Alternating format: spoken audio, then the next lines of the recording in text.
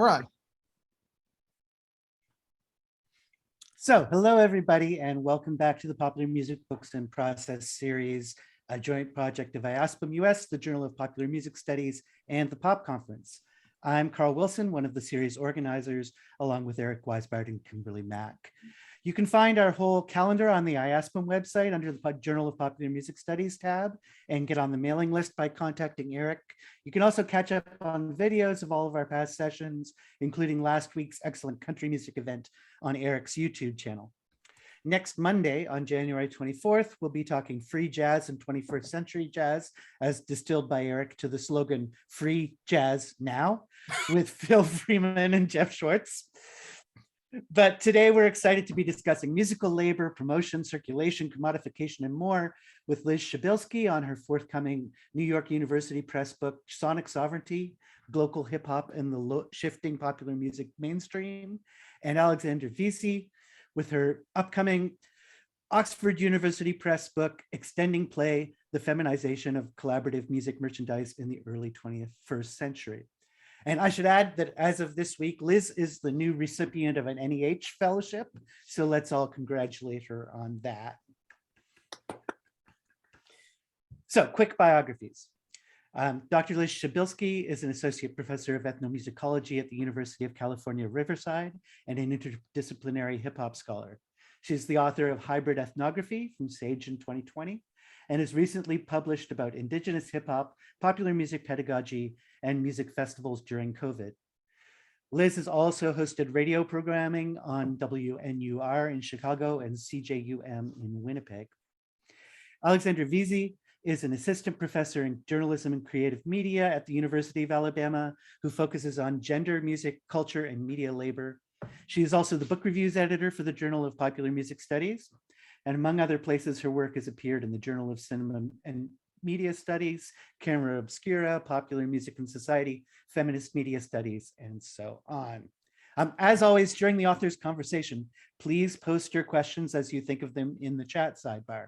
And in the last part of the session, Eric will use them to call on you to unmute and ask your questions during the Q&A. And of course, we also encourage you to use the chat for comments and conversation.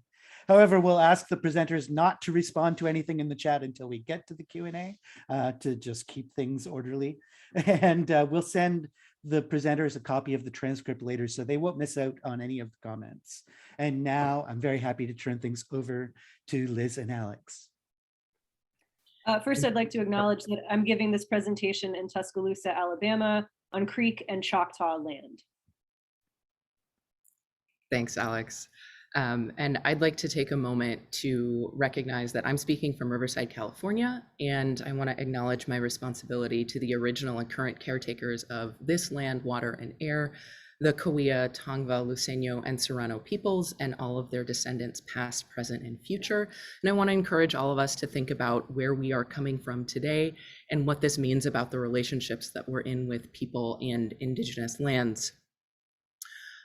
I'd also like to take a moment to recognize the passing of two really influential music professionals and just great people. Jackie Black championed the work of Indigenous musicians, especially through her leadership with the Indigenous Music Awards.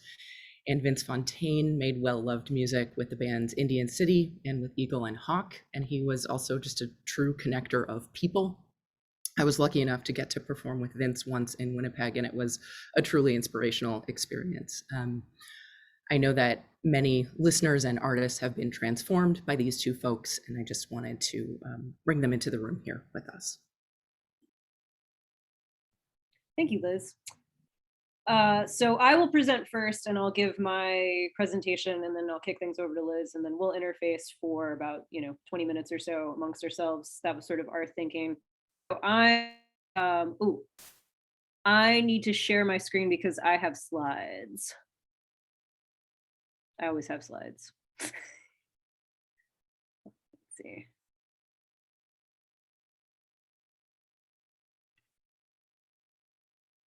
Yeah, it's telling me I cannot share screen while the other participant is sharing.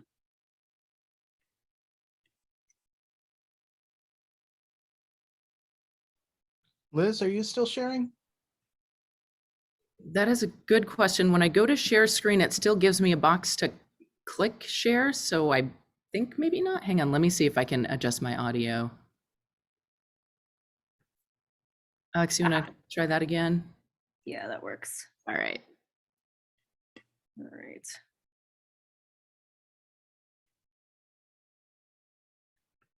All right, so this presentation is basically a rough overview of a book that I'm currently working on for Oxford University Press. I'm about to send the full manuscript, so I'm in kind of a weird headspace about that, but also in a good kind of moment in time to get some feedback and to offer kind of a lay of the land. So this is very much an overview of the book. It's entitled Extending Play, the Feminization of Collaborative Music Merchandise in the Early 21st Century. And basically, I'm just going to give like a couple of short, like sort of anecdote case study examples, and then kind of a rough gloss on the whole book itself, and some of the questions it's raising and concerns it's presenting to the field. So in September 2019, Adam Ruins Everything devoted an episode explaining the music industry's economic frameworks and business practices. It included a segment on selling out in the streaming era, when many musicians receive corporate patronage through endorsements and licensing agreements as compensation for digital platforms like Spotify paying them 1/10 of a penny per stream as part of their record label's licensing arrangements for their catalogs. The episode features independent rapper Open Mike Eagle, who explains the penny fraction royalty model's impact on his livelihood by claiming that, quote, "It took me nearly 10 years to make the same yearly salary as a musician as I did as a teacher for AmeriCorps. I don't know if I'd be able to make music professionally and eat without additional streams of income," end quote. A week before this episode aired, the Recording Industry Association of America released its mid-year report. The RIAA claimed that $3.5 billion was made in streaming revenue, comprising 80% of total industry revenue in the United States. Musicians only pocketed a small fraction of that amount. And unfortunately, the RIAA's report did not disclose how much money is paid out by streaming companies to the artists, and it also lacked data on endorsements or merchandise, even though merchandise in particular has become increasingly commonplace, especially as artists have been bundling various merchandise products with their music to push album sales. But a detail that I do think is interesting is that in 2017, the Licensing Industry Merchandisers Association conducted a different report, their own report, that concluded that music merchandise netted $3.1 billion in global sales during the previous year, so roughly the same amount of money. These comparable figures raise questions to me about the extent to which we can consider merchandise supplemental or subordinate to recordings in the streaming era. The Adam Ruins Everything episode also illuminates the sellout debate's implicit gender biases. While Open Mike Eagle offers expert testimony in the episode, the streaming segment centers around the Zyda Pops, a fictional band fronted by Litza, who is portrayed by Saudi Arabian singer-songwriter Rotana Tarabzuni. The group is shooting a music video that doubles as an advertisement for Hulko, a fake brand emblazoned on soft drinks, headphones, and speakers to parody Pepsi and Beats by Dre's conspicuous product placement in contemporary music videos. The segment also satirizes pop music's embrace of corporate feminism by showing the band's ruthless manager, played by comedian Natasha Leggero, exploit Litza's commercial appeal by yoking the lead singer to endorsement deals and event appearances and positioning her to young fans while licensing the band's catalog to Spotify and invoicing their touring expenses. This dynamic illustrates Sarah Benet Weiser's claim about the hollowness of empowerment as a tenet of women's equality within a neoliberalist feminist framework that focuses on individual achievement. Lisa also symbolizes the music industry's commodification of powerful womanhood, while Leggero's opportunistic executive demonstrates how businesswomen working within this paradigm comply with other women's exploitation to sell an image of feminine strength removed from collective action, as well as reveals the networks of people responsible for the labor of presenting this kind of pop femininity. Furthermore, the Zyda Pop's biggest fan, it should be noted, is a teenage girl who is embarrassed by her father's snide dismissal of the band's promotional strategies as inauthentic, a criticism that a number of scholars, including Kembrew McLeod and Norma Coates, claim are disproportionately lobbed at performers working within commercial genres like pop and hip hop, as well as white women and/or women of color. Litza and the Zyda Pop's Hulko Forward music video mirrors contemporary musicians' real-world efforts to use brand partnerships to fund or subsidize self-expression. This development has financial consequences for musicians working in a digital economy and gendered consequences for female artists already vulnerable to objectification. For example, singer-songwriter Santi White, who records under the alias Santa Gold, explored self-commodification and digital age celebrity in her third album, 99 Cents, in 2016, which grew out of her concern that social media gave executives new tools to exploit women's beauty through selfies and vlogs instead of nurturing their artistic potential. She also believed streaming made music an even more precarious enterprise that required artists to, in her own words, quote, find a side hustle and incorporate brands into what you're doing, as she said to Pitchfork in an interview in 2016. 99 Cents' lead single, Can't Get Enough of Myself, is a deceptively simple pop song about striving to make good art within these exploitative regimes. In the chorus, White joins the phrase, all I want to do, a first-person statement of intent with two objectives. Her primary goal is to do what I do well, to pursue what I do well, which is presumably to craft incisive, well-constructed pop songs as a recording artist, songwriter, and producer. Throughout her solo career, White has reflected on her desire for creative autonomy. She established this as a priority with her very first single, 2008's Creator, a celebration of her boundless imagination. However, her longing for artistic freedom has been tempered by experiences as an industry veteran who toiled for nearly a decade as an A&R representative, a songwriter for hire, and a producer before going solo. As a result, White is canny enough to know how to survive in an industry that, according to Kristen Lieb, typically deems musicians as career artists after 3 albums and often loses interest in them shortly after clearing that threshold, particularly for female artists or female identified artists. Thus, White closes the rhyme in the chorus to Can't Get Enough of Myself with her more self-aware secondary objective, which is to bottle it to sell. White's critical reflexivity positions Can't Get Enough of Myself, the lead single to an album about the music industry's commodification of artistic expression, as a rumination on her own internalized brand consciousness. She concludes the chorus by boasting that, quote, my brand of vainglory is much better for your health. A couplet that mocks self-absorption's conflation with self-care as yet another promotional opportunity. White and her band played up her self-commodification during a performance of the song on the Ellen DeGeneres show by wearing matching white outfits emblazoned with her face. This costuming decision riffed on the music video's visualization of the song's thematic interest in multiplicity. The video, co-directed by White and Sam Fleischer, presents the most mundane aspects of White's life, like walking her dog, eating at a neighborhood diner, and catching up with friends on video chat, as chances for mediated self-promotion. Throughout her day, White is surrounded by flat reflective surfaces, mirrors, display windows, cell phone screens that allow her to refract and replicate. In the video's second half, White's decision to take pictures in the diner's photo booth precipitates her fragmentation into multiple selves that dance around the restaurant, as you can see on the shot on the right-hand side of the screen. While this video cleverly mocks digital production's entrenched narcissism, it is also a brand partnership. Google Chrome sponsored the video and launched an interactive campaign that let users add selfies to the video in an effort to help White's label, Atlantic, generate page views to boost its chart placement, and presumably also some role in subsidizing some of the costs of making the video. This decision illustrates Leslie M. Meyer's claim that brand integration is one of the 4 major strategies that record companies use to monetize music videos online. It is also evocative of White's characteristic promotional savvy. White primarily supports herself through licensing and touring, and she also supplements her income with various brand collaborations that capitalize on her hip personal style as a Black woman with an omnivorous sound that reclaims and then synthesizes new wave, reggae, disco, and girl group pop. In 2009, she co-wrote a jingle for Converse's 3 Artists, 1 Song campaign and appeared in multimedia advertisements with producer Pharrell Williams and Strokes frontman Julian Casablancas, as you can see on the left-hand side of the screen. And she also created her own branded sneaker, socks, and cosmetic collections with Vans, Stance, and Smashbox, respectively, through her management deal with Roc Nation.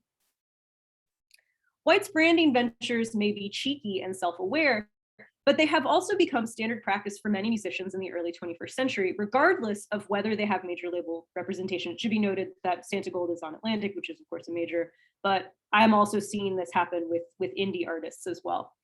Such work is best described as what I'm calling collaborative music merchandise, or musicians' alliances with other companies in the creation and sale of self-branded consumer goods. Of course, musicians have been expected to sell branded products since the advent of industrialization and mass culture. For example, branded sheet music catapulted Swedish diva Jenny Lind to superstardom in the mid-1800s. And such branding has paved the way for endorsement contracts and sponsorships, which musicians have long relied on for supplemental income and tour support. However, brand partnerships in particular have become a high growth area in music merchandising. And while these collaborations are often conflated with endorsement work, I would seek to tease these out a little bit, because I believe that they allow, for one, they allow celebrities to receive profit percentages instead of a flat fee that is typically paid and negotiated to spokespeople. But more importantly, they're also promising a greater sense of participation and agency, or at least creating the illusion of it between artists and their fans. Enter my book. So my book, Extending Play, examines the ubiquity of brand partnerships in contemporary consumer culture through the lens of feminized labor, and posits that contemporary female-identified artists use them as a bargaining chip for creative expression and career longevity. Despite the hypervisibility of a constellation of female pop stars, the music business is structured around gender inequality. In 2017, Forbes reported that male recording artists earn nearly twice as much as their female counterparts. And furthermore, few women receive songwriting or producer credits that would give them access to higher royalties. And of course, brand partnerships, it should be noted from the top, are by no means a corrective to the music industry's pay gap. Indeed, several male musicians not only benefit as endorsees and business owners, but also collaborate with companies on branded products. In addition to fragrances and apparel, market sectors with considerable female participation, male artists are also overrepresented as spokesmen and partners of branded alcohol and drug paraphernalia, sportswear and accessories, and consumer technologies. However, brand partnerships also serve as opportunities for female musicians to create products that use corporate underwriters to celebrate feminized knowledge or broaden women's association with masculinized skill sets that build upon or reinforce their musical talents. I argue that female-identified recording artists seize on self-branding opportunities in fashion, cosmetics, food, and technology in particular, in order to extend their careers as designers, moguls, and authors, in order to receive recognition and compensation of some kind for their musical labor. They also create branded feminine-coded products like clothes, makeup, cookbooks, and masculine-coded products like music equipment as resources to work through their own ideas about gender and femininity in an industry that often uses sexism and ageism to diminish their creative authority. I classify this promotional work as collaborative music merchandise. And over the course of the book, each market sector that I look at, I demonstrate how these sectors create opportunities for female artists to articulate forms of popular feminism through these products' implied gender address. And I focus on individual female musicians who have articulated themselves as distinct brands within those sectors and represent larger feminist debates about mass production and self-commodification. And so here I'm going to kind of walk through the book. So the following chapters examine collaborative music merchandise's ubiquity in the early 21st century and its connotative femininity. Chapter 1 lays out the industrial conditions that established music merchandise as its own sector by around the 1980s, is when I sort of begin the study. It pays particular attention to merchandise's diversification through mail order distribution by the end of the 20th century and the rise of e-commerce during the 21st century's first 2 decades. It then examines 4 trends that precipitated collaborative music merchandise's ascent. The first one being the early 2000s rap clothing line boom, or what I'm identifying as hip hop entrepreneurship. The second one being the pop star fragrance collection craze from about 2005 to 2015, as illustrated by Britney Spears and her long-standing partnership with Elizabeth Arden. The third one being the emergence of celebrity capsule collections after the 2008 recession. And finally, the fourth one, the recent explosion of what I describe in the book as elaborate merchandise, or limited edition customized products that are frequently sold online to enhance fans' listening experiences, such as performance artists Ziemba's sonic fragrant mists and incenses. This chapter posits that all of these activities rely on labor and consumer groups, which contribute to music merchandise's connotative femininity and create a context for female-identified musicians' contemporary work as brand partners for collaborative music merchandise.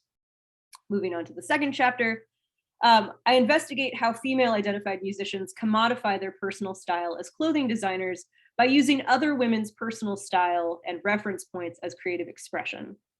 I refer to this practice as citational feminism and position it alongside the grimmer realities of global manufacturing's labor conditions, which often relies on the exploitation of environmental resources and garment workers. I analyze rapper MIA's fraught relationship to the fashion industry. In the mid-2000s, the Sri Lankan British performer and producer parlayed her skills as the daughter of a seamstress to help revive the sort of B-girl aesthetics of her music videos and self-presentation.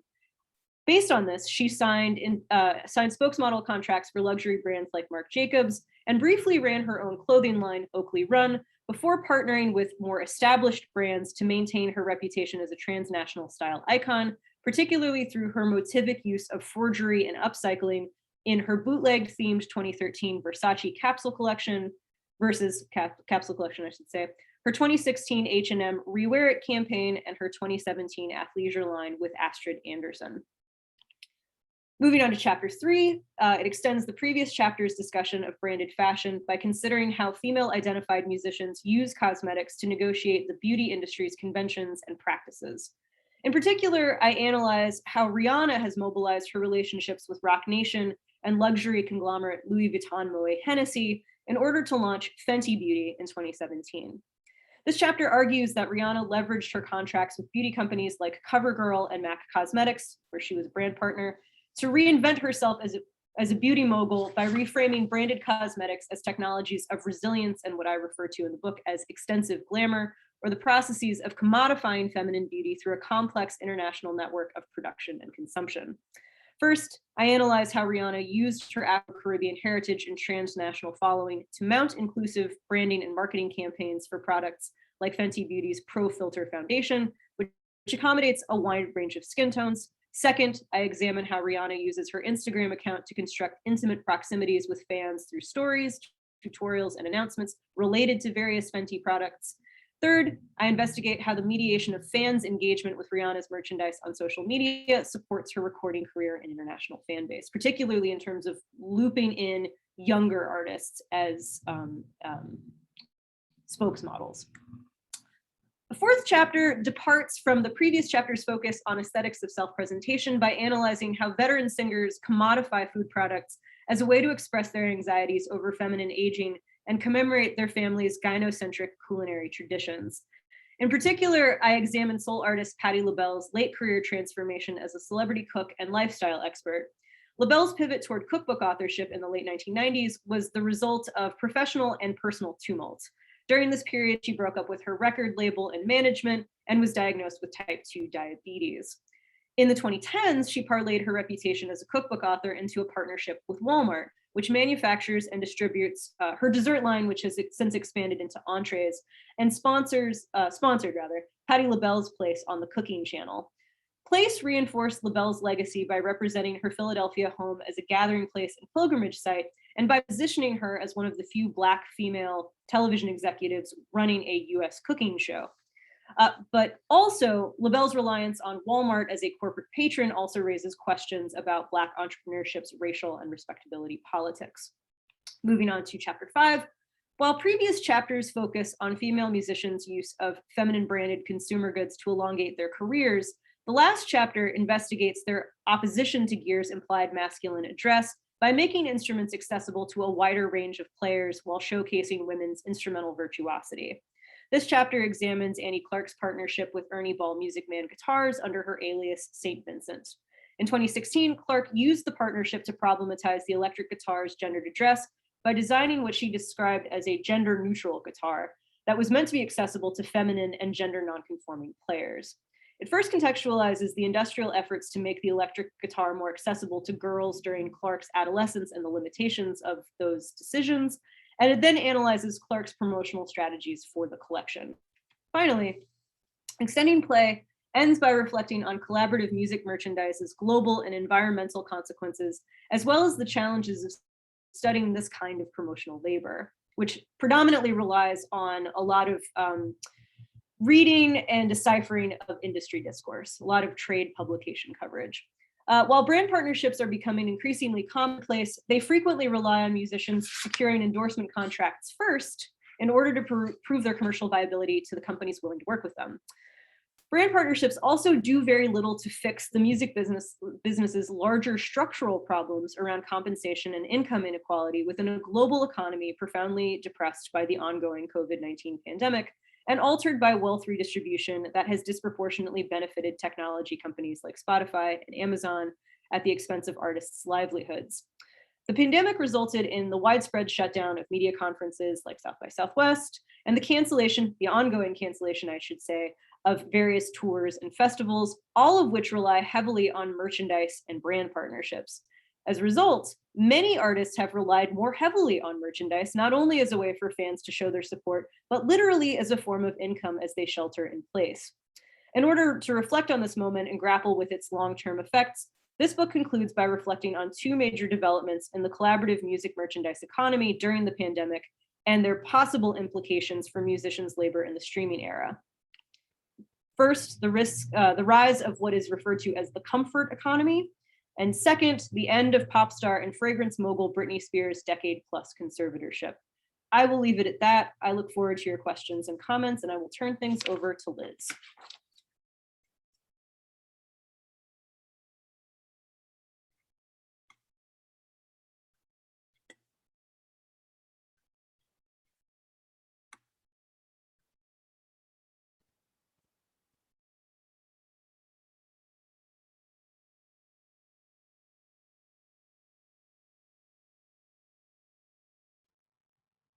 Thanks so much, Alex.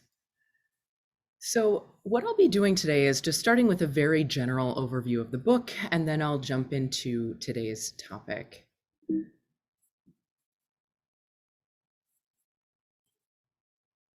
Sonic Sovereignty, Global Hip Hop and the Shifting Popular Music Mainstream will be published by NYU Press as part of the Post-Millennial Pop series.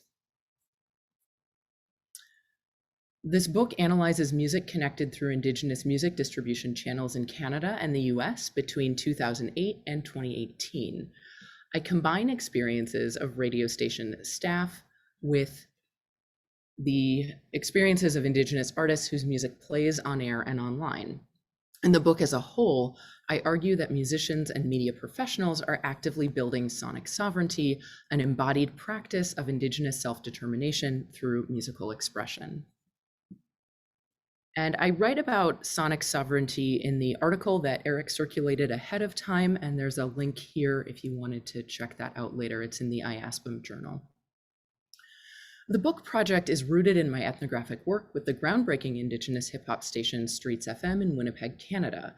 I then integrate related online music streaming channels, the station's official online music stream, as well as other online venues that Indigenous hip hop artists use to access interested listeners.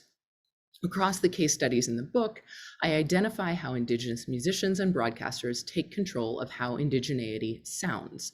This challenges expectations of mainstream airplay and pushes aesthetic and political boundaries. The book also offers close readings of music selected and excluded for air.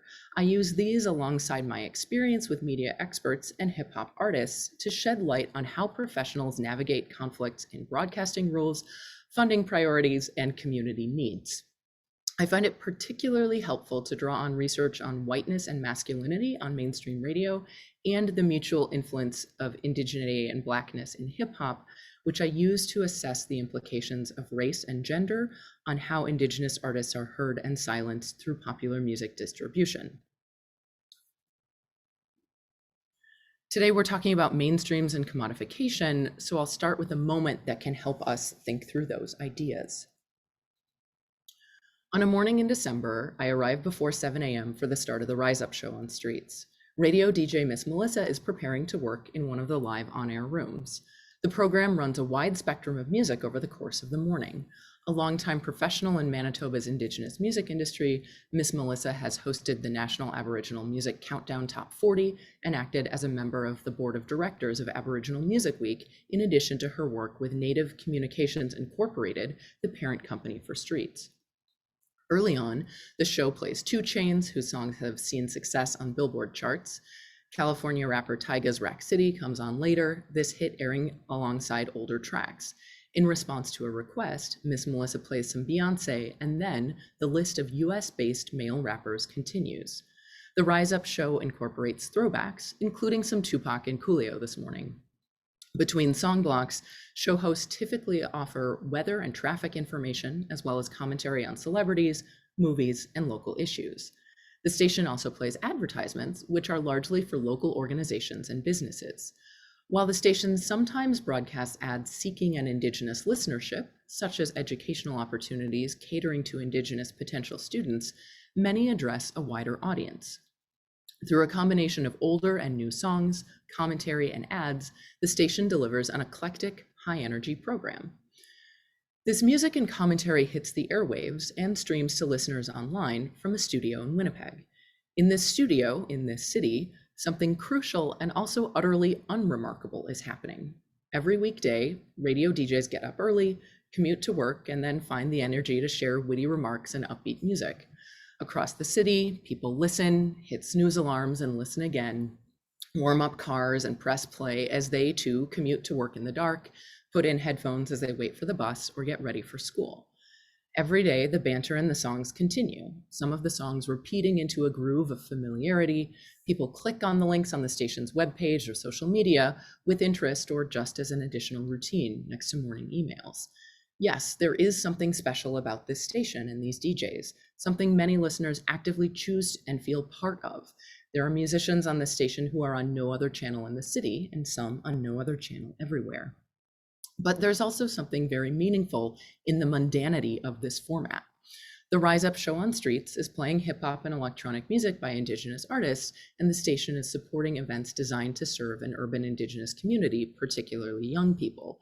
And at the same time, the station is delivering a commercial sounding experience to a diverse listenership. In a racially stratified city, it's in the unusual position of speaking to a wide variety of listening ears. In the project, I listen for possibilities for self-determination, collective action, and sonic sovereignty through a medium that may at first seem strange: popular music on broadcast and streaming radio. Indeed, as Elizabeth Cookland has identified, pop culture has facilitated both positive social change for and regressive action against Native Americans. Even without branding itself as radical, commercially inflected music that circulates on air and online creates possibility through the sometimes subtle and sometimes not so subtle work that pop culture performs. First, the very existence of an urban format Indigenous station challenges still pervasive misconceptions about indigeneity. And second, even as they operate within many genre expectations and connect to the musical histories that have preceded contemporary hip hop, artists find space to play with these connections, both on air and online.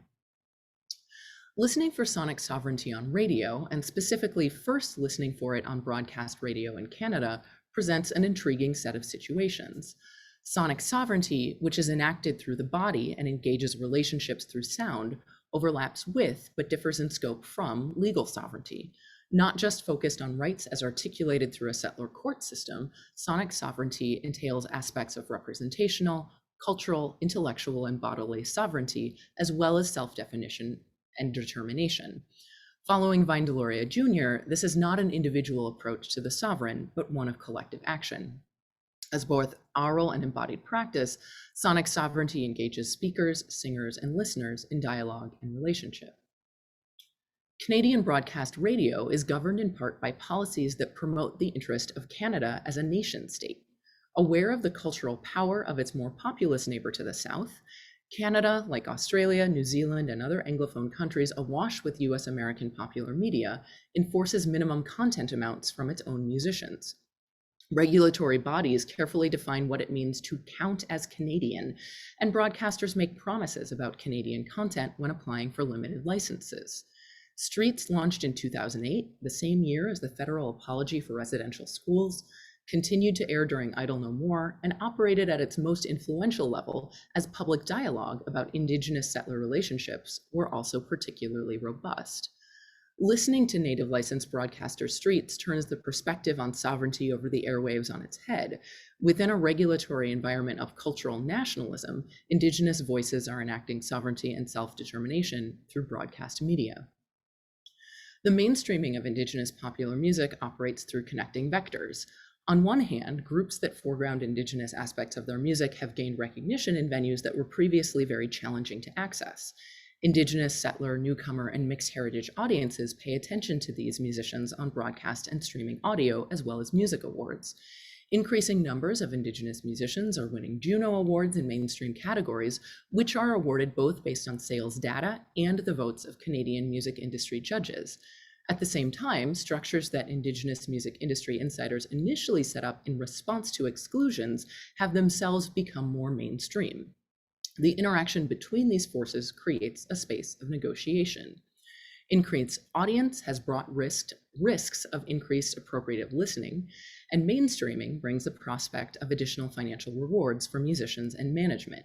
It could also bring the softening of music's potential politically, the non-choosing of some repertoires, and pressure to conform to pop music conventions. This coming together both signals and invites a change in the mainstream itself as music by Indigenous and mixed heritage artists retunes popular sound. To think through this retuning of the mainstream, let's focus on one artist and then ask some more global questions. So in addition to that article about sonic sovereignty, Eric shared some information about Leonard Sumner and some links to his music. I encourage you to check them out, and there are more information and some links here so you can get this sound in your ears. Sumner is an Anishinaabe musician who's rapped as Lorenzo. His music has explored a variety of topics and genre conventions. He has toured internationally, including to Australia, and shared billing with groups like A Tribe Called Red, which is now The Hallucination. Sumner gained an audience through Streets on Air and online, so let's explore some relevant aspects of his music and of Streets' output together. Streets took on a project of introducing new artists to listeners and vice versa. When I asked him how he got involved initially with Streets, Sumner told me, quote, "They were just coming up. I was living on the res and I had my EP done and I released it digitally. I sent them my tracks and they started playing it. They were looking for First Nations artists and Canadian content, so I was able to provide them with that. And the people liked my music as well, so it was like a win-win-win. The people got to listen to someone who grew up around with them, and they got to play local Canadian content, and I got to be on the radio. Everybody benefited." Musically, Streets plays local Indigenous artists and Canadian artists alongside US-based rappers and groups of some international musicians. Many songs on commercial pop hits format stations also make the Streets rotation. Over the course of the morning show segment that I talked about earlier, 2 tracks by Winnipeg-based Anishinaabe artists aired on the station, one by Wap Canoe and one by Leonard Sumner. Sandwiched with widely known non-Indigenous artists, the urban format station presents local hip-hop to a wide audience. On-air sound parallels online messaging. The station consistently expresses its position as Indigenous and urban, using sound, image, and text to demonstrate these aspects simultaneously. The meta title for its About Us section proclaimed, "Streets 104.7 is Winnipeg's Aboriginal Youth Radio." And just as a note, what you're seeing is from 2014, when the words Aboriginal and Indigenous were used slightly differently.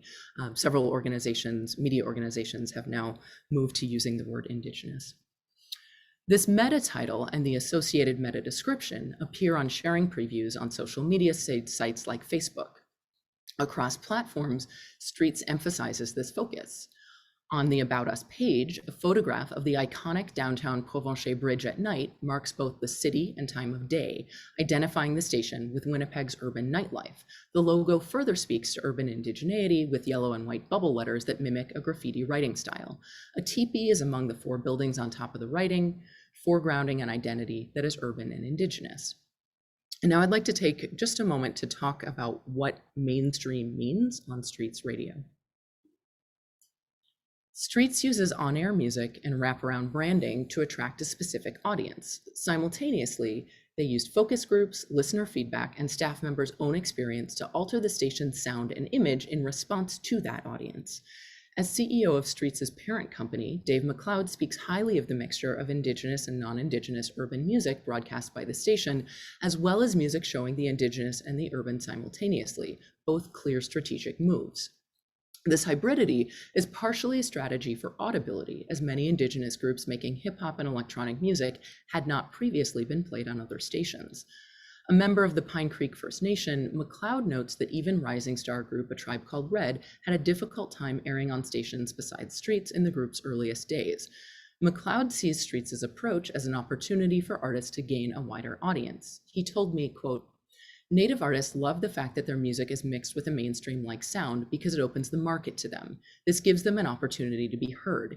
You look at A Tribe Called Red, who recently won a Juno in a non-Native mainstream category, which Street supports. They come to Winnipeg and they sell out. Is it just Native people at their show? No, they're invited to the Winnipeg Folk Festival.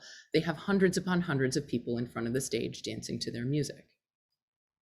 Even as the station courts multiple overlapping publics, professionals find a utility in thinking through responses from Indigenous and non-Indigenous listenerships. While these listenerships are never wholly distinct, music professionals respond to real instances of racial and anti-Indigenous bias. Contrasting what he terms a non-Indigenous, quote, mainstream with an Indigenous, quote, community, McLeod explained, "There's so much goodness in the community that is often overlooked, and I think a lot of mainstream they don't know," end quote. This speaks to a way in which artists could be heard, likening their music to that which is already accepted by a mainstream ear. This technique is not uncommon for commercial media. That which the broadcaster wishes to introduce is featured alongside that which is already popular.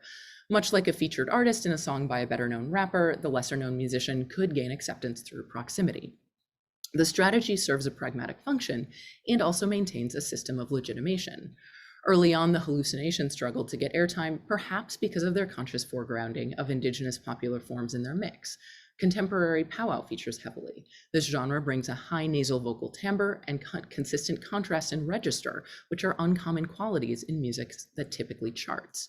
Yet, as the group has gained popularity over time, their characteristic sound attracts more audience members. Now I'll offer a brief walk through what sounds mainstream musically on Streets and what might push a mainstream sound using Sumner's music as our examples here. Several songs by or featuring Sumner that were taken up by Streets work through violence, anger, and social inequality in a way that's consistent with output of already established artists. Sumner has talked about being influenced by NWA.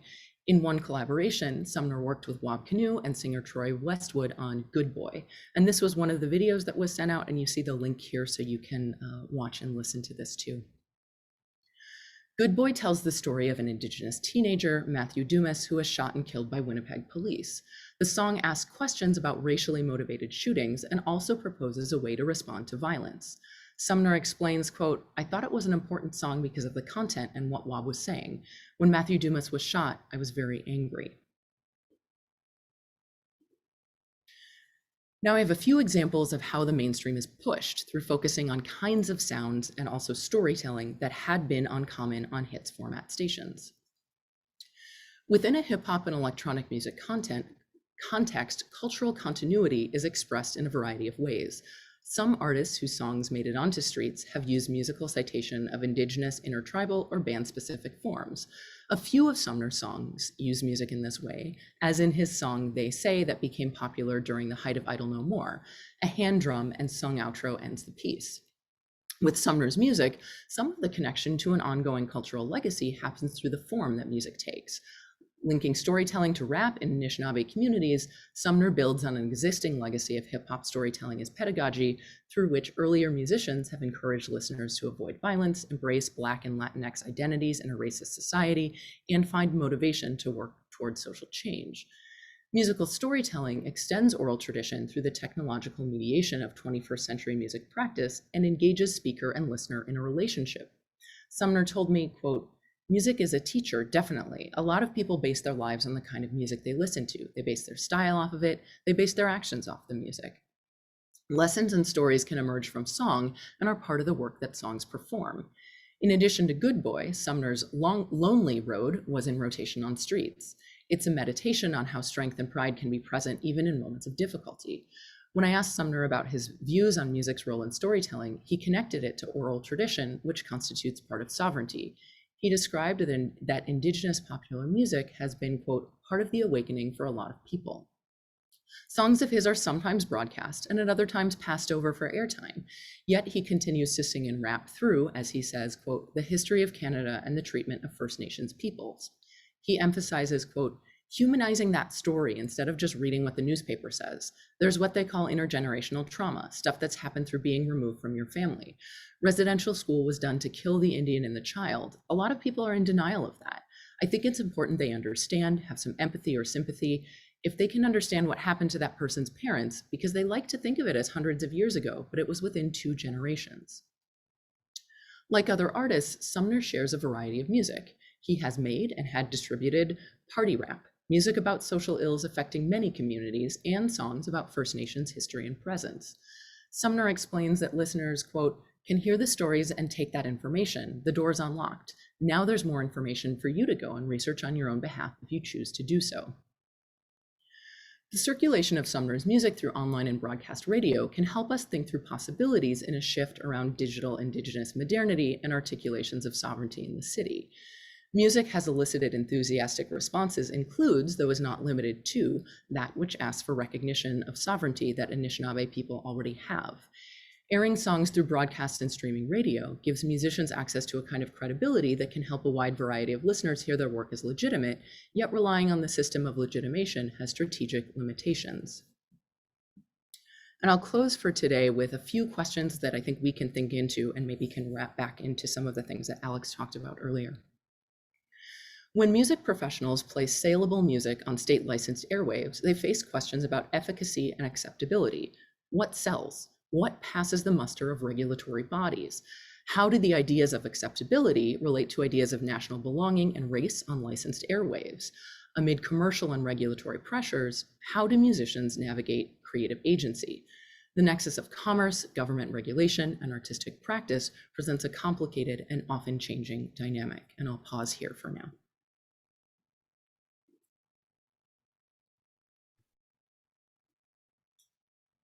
That's a lot. That's a lot to think about. Thank you so much, Liz. So do you want to just, we each had like a couple of questions we wanted to ask each other. Do you want to start with me, or do you want me to tee off my first question to you? What feels best to you? I mean, I'm happy to sort of ask the genre question. I'm really curious about sonic sovereignty's relationship to hip hop specifically, particularly since obviously like you're focusing on hip hop, and the book focuses specifically on Streets FM, which is a hip hop R&B station. Yeah. I'm curious to hear more about what hip hop does for Indigenous creative expression as opposed to, say, other genres like country, rock, folk. I'm also curious if a lot of these artists are gravitating toward hip hop and this seems like a natural place to distribute some of this music, or if they're kind of anticipating the format and modifying their music based on programming decisions. Yeah, thanks for that question. That's really, I think that's a really important question. One of the reasons that I wanted to focus on hip hop and urban genres here is just because there is a lot of really good work circulating country music and some other genres. So I wanted to, step into this space. I mean, country has been a really important genre for Indigenous artists and is really popular in places like Manitoba. And from what I know about what is on Indigenous radio right now in Canada, the majority of those formats, musical formats, are country focused, right? There are, or at least are country, they might have other block programming, but country has an important place there. So it's already a presence. I think there are some other useful ways or places to listen for other genres. I mentioned that Miss Melissa was involved in the top 40. That's now rebranded as the Indigenous Music Countdown, and there's rock on it, there's folk, and there's also contemporary pop and traditional music. One of the things that Streets did that was so unique is really program hip hop and urban music in a space where hip hop in general had a harder time making it to the air, right? I think those of you who listen to hip hop in Canada noticed that it was really popular before it was on broadcast at all, right? Before it was on air. So there's part of that kind of story about hip hop being part of a Canadian sound, there's also a really interesting story that we could listen for in the way that it gets teased out about racialization of what is Canadian music, and the relationship there to hip hop and hip hop and other forms of electronic music. And then finally, I think that marking of urban space as already Indigenous and being able to hear indigeneity in the city is something that I think we can listen for through the category of the sort of urban format in terms of radio stations.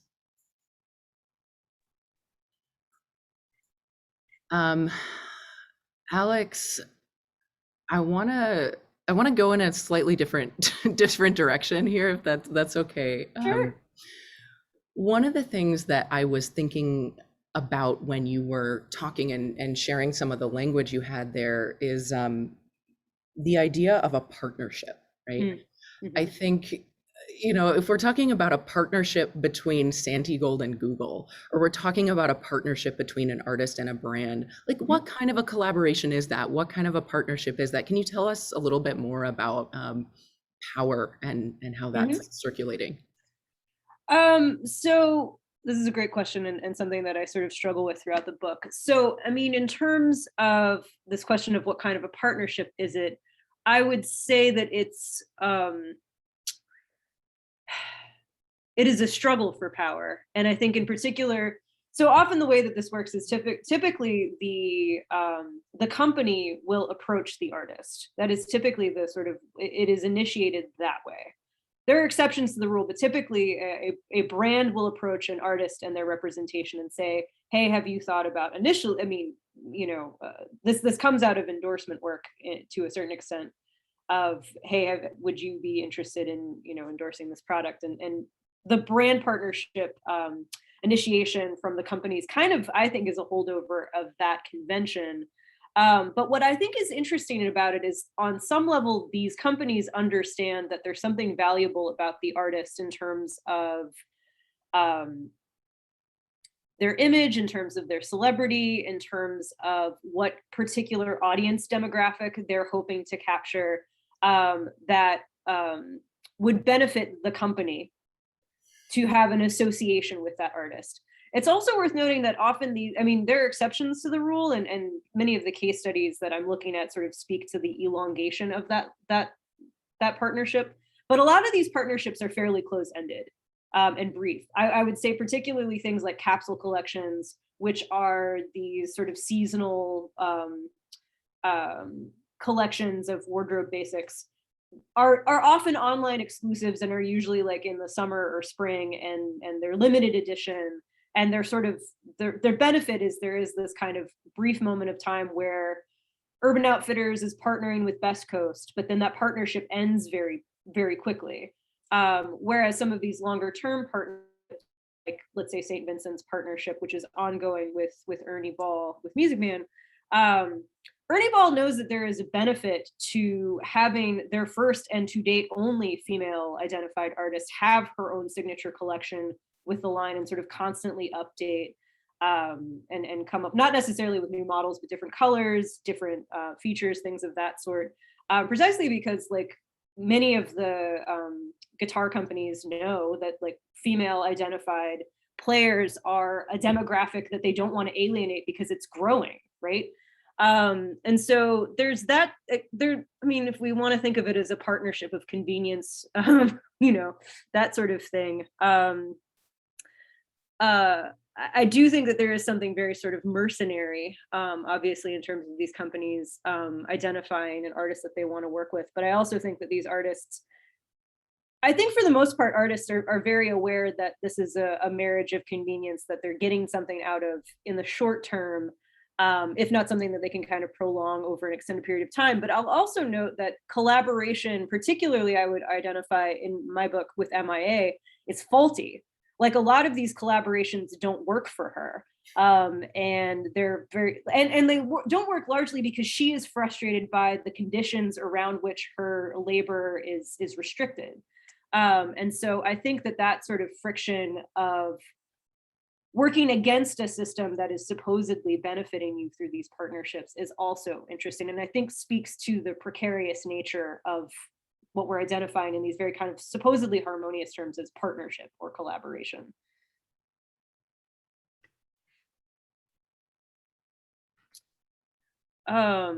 Let's see, there are a couple of different, did I answer your question? Yeah, no, that was great. I saw Eric on mute and I'm looking at the clock and I'm wondering if you wanna... I was slightly wondering too if I should bring in some of the Let's do it. Yeah, questions, if that's cool. Thank you both for such great talks and giving us so much to work with. And I have a feeling this is going to be one of these things where we can only partially get to the range of stuff that you guys have put on the table for us. And I just want to be careful, people, if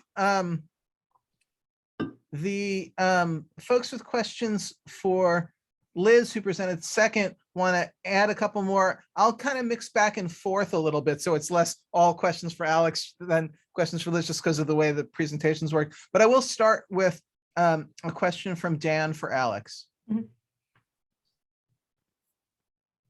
Hi, that was great. Thank you. I was just wondering about when you were talking about Rihanna, if I'm not mistaken, I sort of caught the word resilience happening there. And so hopefully this is a question that applies to more than just Rihanna, but it reminded me about the dichotomy that Robin James makes between resilience and melancholy. And when she talks about Rihanna's music, it's in the melancholic camp as sort of frustrating a kind of white mainstream resilience narrative. And so that made me think, is there a difference? Well, first of all, you know, is resilience a word that you do in fact apply to her brand partnerships? And if so, is there a difference between how she's coming across in her music and how she's coming across in her brand partnerships? And therefore, what's the relationship of music?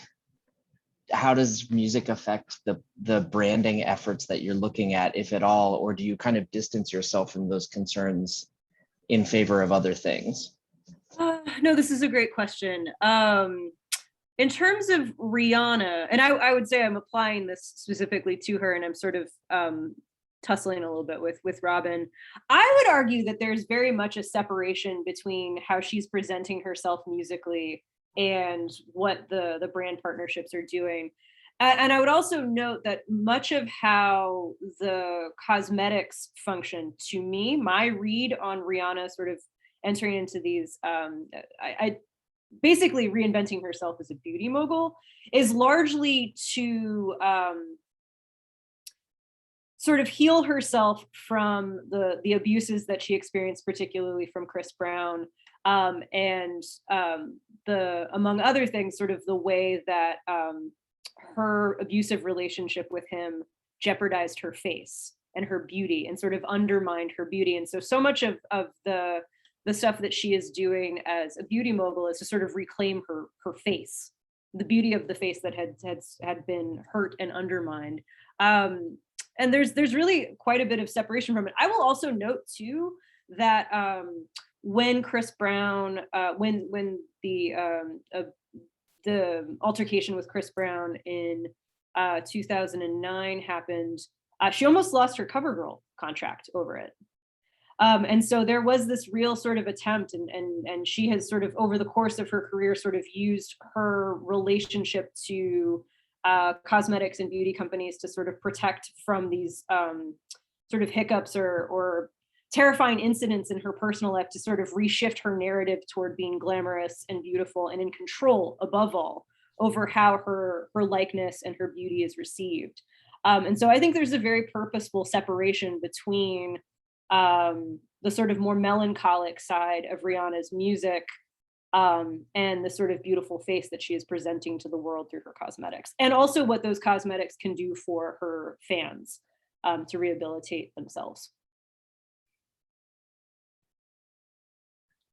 All right, I'm going to switch it over and have Joshua ask a question of Liz.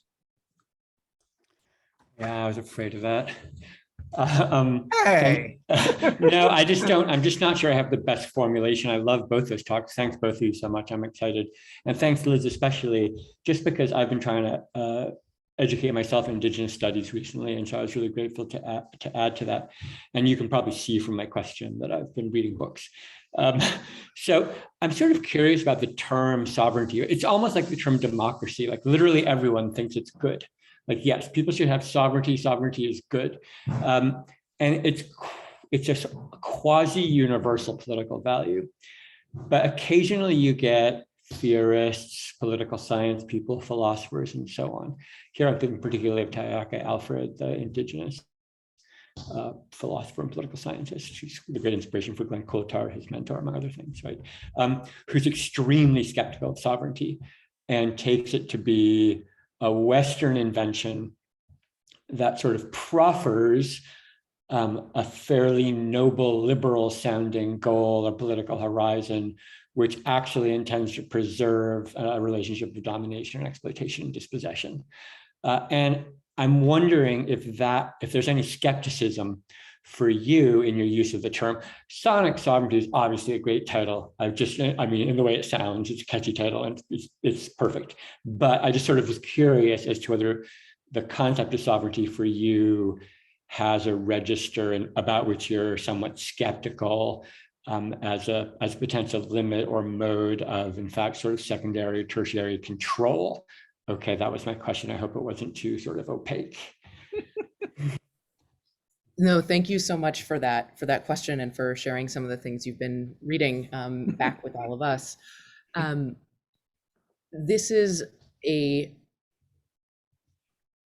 Let me start by saying a little bit about what I have learned and then how I am trying to apply it.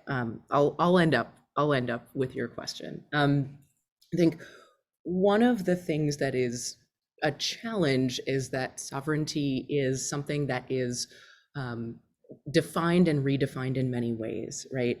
There were intertribal and band-specific ideas of sovereignty that predated colonization, and of course, they did not use the English word sovereignty.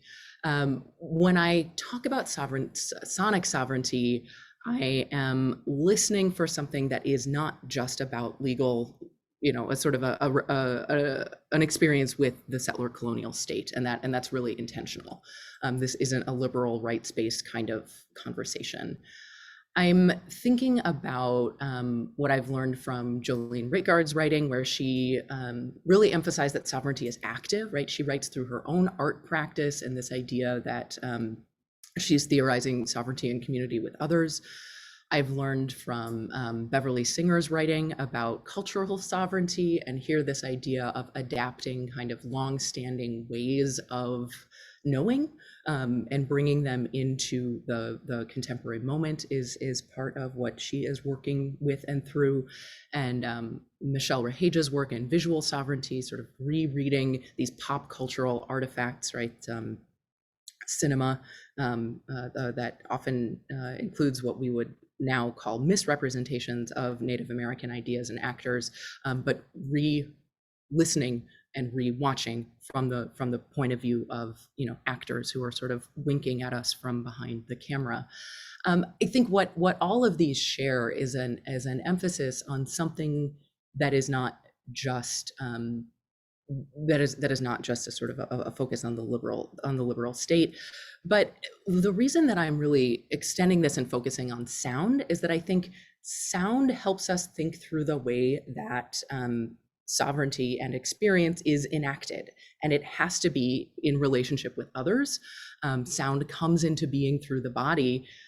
Sound is relational in nature, and sound is something, it has to be something that happens, right? We can't hold sound. So that focus towards the active and the relational is something that I'm trying to open into as I ask questions in the book.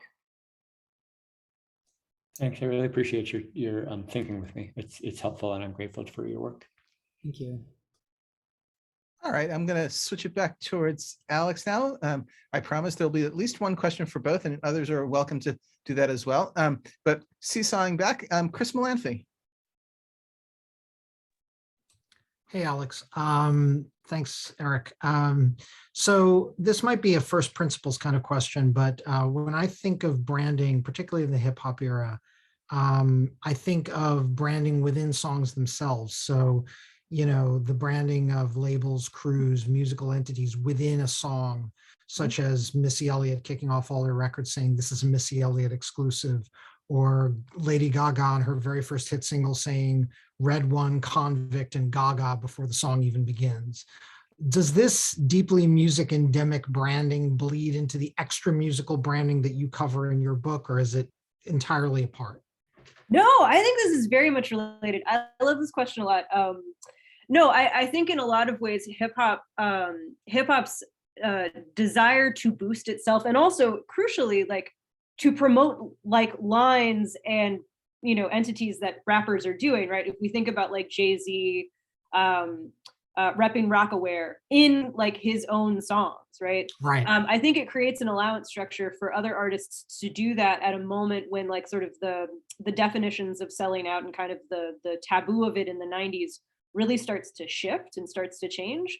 And I mean, in terms of my book itself, I would say Rihanna is really the only one who like actually sort of puts that into her music, like in Throw It Up, whenever she talks about my scent's on and they like my smell, which to me, I very much think about in relation to like Beyonce saying hold me tighter than my dairy-on jeans, and like sort of that lineage of rap self-branding as like a sort of lyrical convention.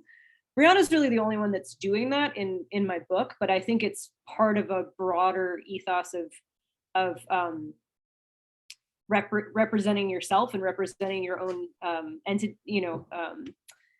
projects in your songs. I would also note, even though it's not as obvious as Rihanna, I'm making the argument in the book that in the Patti LaBelle chapter, she is numerously referencing like sort of through celebrity intertext, her relationship to the kitchen and her culinary prowess. And I would note whenever she and Gladys Knight do their versus battle, whenever Patti is like, because Gladys does her versus spot, and it's like she's in her kitchen in Atlanta making banana pudding, excuse me.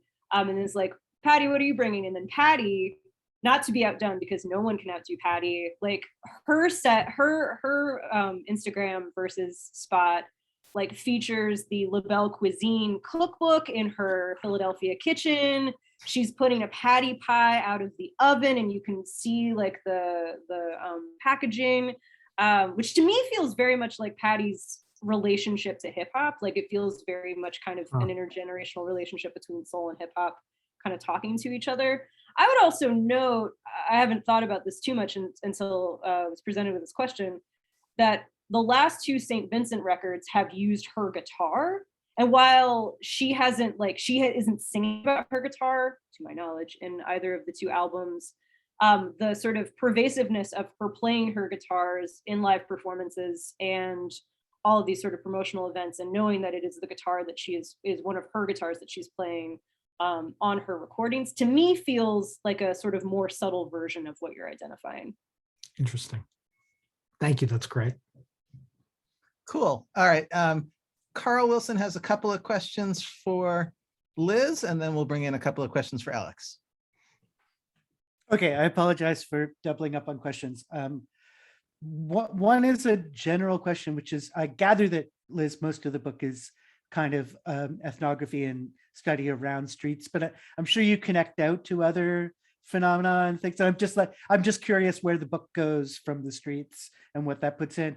And then as a secondary thing, you mentioned the way that DJs on streets bring up current political issues and current events and that kind of thing. I'm just curious how they balance politicized commentary against the kind of commercial nature of the station. So those two things. Yeah, thanks so much, Carl. So Streets is in the book, and it's sort of the core or the beginning of chapter 3. But as an arc, what I'm really doing is I'm thinking about what's circulating on broadcast radio, and then what changes in broadcast radio over this time period, and what folks are circulating in other places and why. So this is spoiler alert. Chapter 4 is about the folding of Streets Radio. It starts with what happens when the station ends, and then I sort of think through why would this, while the music was still popular and there were still listeners there, why did that fall, why did that change or transform? It rebranded initially as a hip hop focused broadcaster. And then I follow some of the artists who are sharing things in various other venues, moving online, thinking with them as they share music in other places.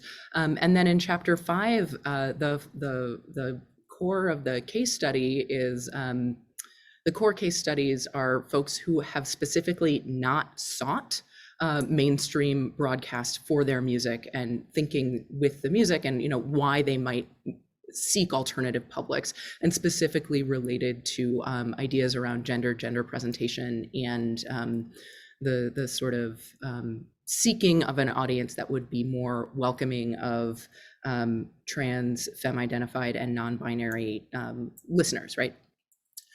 So that's the short answer to that question. I think another way to answer the question is that, yes, I'm choosing specific examples that I think are going to help us think through some of these issues that are related to, broadcasting and regulation and funding and some really concrete, relevant things. I also give myself and you permission throughout the book to listen and re-listen to the same music again. And so another way to tell the story of the book is just that it's about listening. I narrate some musical moments from multiple points of view, invite you to bring your own point of view that isn't mine, and kind of bring us to a point of thinking about what would it be like if we had multiple pairs of ears to listen to the same stuff, or how might we ourselves kind of retune our ears and listen for things that we might not be used to listening to and for. And that's also related to genre, if I may, Alex, get back to your earlier question, right? This idea that hip hop lets us play with time, it lets us get into a groove, it lets us sort of revisit. And so I'm sort of making a parallel there. In addition, Joshua, to your question about sovereignty, right? It is interesting to think about how much a Euro-Western timescale imposition on us impacts everything that we do. So what if we free ourselves a little bit from that sort of linear notion of time? But the other thing that you asked me about was about how commentators sort of talk about the news, right, Carl? So certainly, if you were listening to Streets on the radio or, broadcast, like it sounds commercial. You're gonna hear about where there are traffic problems. You're gonna hear about what Justin Bieber is doing, right? Like they have a very, just that kind of address that does not, that doesn't have anybody's individual point of view specifically about topics that are potentially controversial. And so some of the artists and some of the DJs in other projects have taken on a more pointed critique, but that's not really what happened on broadcast radio.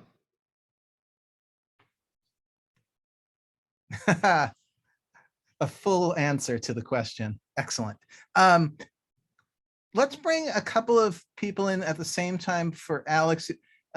Antonia and then Landon, you said you thought your question was kind of related to Antonia's. So Antonia first. Yeah, thank you, Alex and Liz. These were great. Alex, I noticed that the majority of your case subjects might have been people of color, I think, and I was wondering how race functions into your analysis, if at all, thinking about, you were saying that this merchandising, the collaborative merchandising is a strategy of identity. It's also a strategy of trying to make money in an industry that's hostile to women and femme-identified people. Are the opportunity structures different for people of color versus white people? Or the success rates? Do they choose to do different sorts of branding where some people are doing more things related to music industry, say Vincent doing guitars versus some people doing luxury items? Just any thoughts about how race structures, how people take up this strategy within your argument? Yeah, this is a great question, and a question that I've been grappling with throughout the project. I very purposely chose case studies, with the exception of St. Vincent, that were women of color, primarily because they do struggle. To me, to some extent, the women that I chose are really interesting, productive, frictive exceptions to the rule.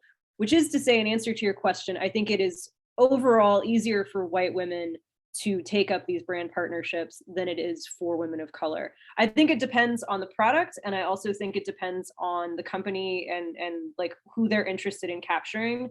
But you know, Nicki Minaj has talked on the record about struggles that she's had to get brand partnerships, as well as to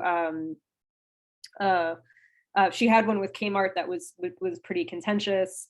That she has actually at various points in her life tried to court to try and recruit brands that haven't been interested in her, and so on and so forth. And I would also note that you know, I mean, again, we could also think about somebody like Cardi B doing a line for Fashion Nova, which has you know, sort of predominantly Black and Latina clientele, but for the most part, particularly in terms of fashion, the brands that are interested in partnering with musicians are primarily white women. And similarly, when it comes to like sort of Patti LaBelle's space in lifestyle and cooking, female country artists overwhelmingly crowd that market over Black women who arguably their recipes are drawing from Black women's culinary cultural traditions, right? So I purposely chose MIA and Patti LaBelle because I think that they're engaged in a really productive, interesting struggle. With Rihanna, and more broadly with cosmetics, since I would say like the early to mid 90s, there's been an effort and attempt to diversify I mean, if we look at larger histories, that it's been an ongoing history since like the 40s, but of cosmetics companies like Revlon, CoverGirl, et cetera, MAC, I would say specifically, to partner with women of color to create products for them, with them in mind, and so forth. So I think Rihanna is is a beneficiary of a recent shift in the beauty business. And then with St. Vincent, you know, it's interesting, while I was writing the book, her got her own signature Stratocaster, and I believe is the only female artist of color to get her own guitar, her own signature guitar. So in that particular instance, I was looking at St. Vincent because while there aren't very many women who have had their own signature guitar, have been commissioned to design their own signature guitar, really only like 5 or 6. Her is the first Black woman to receive that designation. So that also gives you a sense of the whiteness in that particular space. Now, of course, if we're broadening it to men of color in gear design, it's a little bit larger, even very much dominated by white men. So but white supremacy is very much structuring who gets brand partnerships. And as a result, I wanted to pick women who were largely part of that struggle and grappling with that struggle as women of color. And then Landon, did you want to wrap a similar question around? Sure. Yeah. So I do think that my question pairs with Antonia's a bit. So with regard to your opening example, Alex, I was really struck by the overview of Santigold. Really looking forward to this book, by the way, obviously. And but I was wondering about the Julian Casablancas ad, and just kind of in terms of thinking of your term of collaborative music merchandise. To what extent do images of collaboration between artists kind of appear in some of this merchandise? And, you know, if so, what does that kind of do with respect to some of the representational politics that you're talking about? And especially in an example like that, where Santiago is being paired with a white rock musician. That just kind of, makes me think about if Julian Casablancas is positioned there to do some sort of ideological work in regards to, the myth of selling out or something like that. Yeah, this is a really interesting question. And I'm thinking a lot about collaborative as we're talking. I would say in general, brand partnerships are kind of a one at a time sort of proposition. In other words, there may be multiple artists who have been tapped by companies to design vans or design, again, going with the MAC cosmetics example, they may have multiple artists lined up, but typically those products are only sort of brought in one at a time in the marketplace. In other words, there's an effort, even though there's this effort to collaborate across the music industry and these other sites of commerce, it's typically meant to highlight two brands at once, one artist brand and one sort of company brand. Whereas with the Santiago, with the Converse ad campaign, I would say that where you see the sort of visual language of collaboration, that happens more in endorsement work. If we're thinking about things like Calvin Klein and their ongoing efforts starting from, like, let's say the late 90s to have musicians in their ads. And usually in the late 90s, that corresponded with like CD samplers that you could get at the mall and things like that. It really happens more with endorsement work. Similarly with like Yves Saint Laurent, Marc Jacobs, who I talked about in relation to MIA, that kind of sort of visual collaboration of having multiple artists in coalition with one another, that typically happens in endorsement works, not with endorsement work, not in brand partnerships, I would say. I'm struggling to come up with an example of like collective collaborative brand partnerships. I think of one. Thank you, Alex. Let's bring Christine in, who has a question for both of our presenters. Thanks, Eric. Let me go back. Hi, Alex. It was great to hear about this material. And Liz, I love this idea of sonic sovereignty. I'm going to reach out to you more probably to talk about it. But I was thinking a lot about this point of synthesis I heard coming through. I'm scrolling back to my question. Alex, especially when you're talking about these brand partnerships, but as often being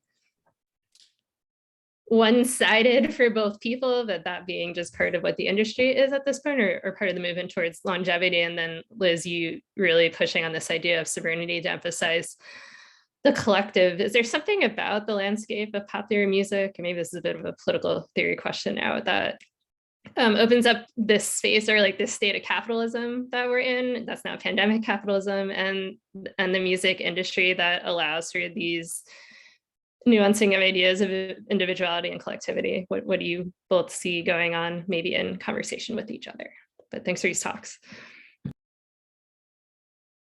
Alex, you're on a roll. Do you wanna, you're on a collectivity roll. You wanna take this first? This is a big question, Christine. You know how to ask them. I don't know if this quite answers your question, but one thing that I think about a lot in terms of what popular music opens up space for, I think those of us who work in like media studies, Landon is also on the chat. It's always interesting to me how like the field is very much sort of governed by medium specificity, like TV studies, film studies, digital media, like kind of, bracketed that way. And for me, my way into media studies has always been because music pervades all of the media, right? And also music predates all other forms of mass media. So I think to me, particularly in this sort of moment that we're in, where, I mean, we've never valued the recording, right? Historically, like the CD wasn't worth a lot of money. If we're thinking about this from sort of an economic or a business perspective, and the stream is not worth a lot of money. Where am I going with this? But I think as a result, because the recording, while it may be very emotionally valuable to us as listeners and music fans and so on, it is not valued very much, and historically has not been valued very much. And so as a result, popular music's kind of permeability in our lives makes it very attractive for other companies to sort of connect to, the hipness, the coolness, the newness. or in the case of somebody like a Patti LaBelle, like the kind of legendary status or the timelessness of particular artists. And so to me, that's where the kind of the space opens up. The music can be part of other media so easily, and it has, you know, for over a century. And so that's where I think it can open up. Unfortunately, I'm not sure, unless we actually really kind of go about the business of collective action, whether it can do any more than that. And so this is why I'm also really kind of heartened by Liz's work, which I think engages with these questions about like indie and mainstream in a different way from my project, which to me is largely about like commercializing yourself and commodifying yourself to survive. I know we're going up against time, so I'll offer sort of a brief response to a really great question. One of the really interesting things about talking about collectivity in broadcast media is that in a lot of ways, it seems like the wrong place to look, right? That power-wise, what is collective about broadcast TV, about broadcast radio, right? And also, if we spend some time and think about all of the labor, all of the bodies, everybody who has to get together to make it happen, there are a lot of people doing a lot of work in asymmetrical power relationships. So like, again, back to my question to Alex, what kind of collectivity is this, right? Because there's a lot of work from a lot of folks. And one of the reasons that I chose to situate this book at the moment of the rise of streaming is that I see a moment of optimism, you know, like when Spotify launches and becomes popular, when Facebook overtakes MySpace in terms of popularity, you know, there are people saying, aha, this is going to change everything. And then it doesn't. But, you know, in that moment, what are the things that have changed in some ways? What are the things that could maybe change more, right? How do we look at that moment of optimism and multiple moments of failure to become more collective, and kind of see the cracks that emerge there? Well, I think I'm going to stop the recording now with thanks to both Liz and Alex for great presentations and a terrific discussion.